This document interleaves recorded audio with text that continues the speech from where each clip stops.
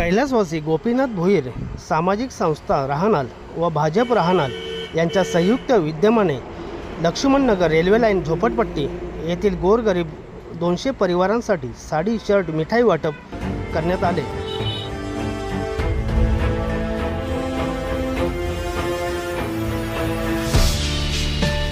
अध्यक्ष राजेंद्र भोईर हे गेल्या 15 वर्षापासून हा कार्यक्रम करत असून तिथल्या गोरगरीब जनतेच्या काही अडीअडचणी व समस्यांचे निवारण करत आहेत।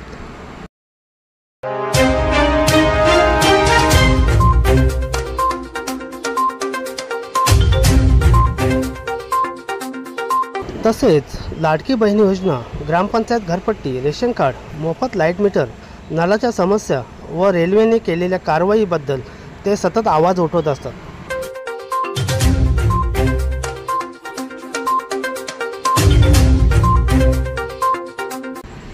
या कार्यक्रमासाठी ग्रामपंचायत राहनाल यांनी विशेष सहकार्य केले।